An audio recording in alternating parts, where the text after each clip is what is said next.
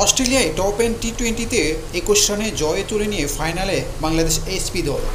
আফিফ হোসেন ধ্রুব এবং শামীম হোসেন পাটোয়ারি লড়াকু ব্যাটিংয়ে 136 রান করে 6 উইকেটের বিনিময়ে প্রথমে ব্যাট করে। শামীম হোসেন পাটোয়ারি 34 বলে 41, যেখানে 4টি চারের মার ছিল। আফিফ হোসেন ধ্রুব 16 বলে 22 রান করেন 4টি চারের মাধ্যমে। তানজিদ হাসান সাকিব 16 এবং মুস্তাফিজুর রহমান রাব্বি করেন 21 রান। নির্ধারিত 20 ওভার শেষে বাংলাদেশ 138 রান করে 6 উইকেটের বিনিময়ে। অস্ট্রেলিয়ার অ্যান্টি ক্লাব 138 রানের লক্ষ্যে খেলতে নেমে দুর্দান্ত শুরু করেও শেষ পর্যন্ত রিপন মণ্ডল এবং রাকিবুল হাসানের মারাত্মক বোলিংয়ের ফলে একের পর এক উইকেট হারাতে থাকে।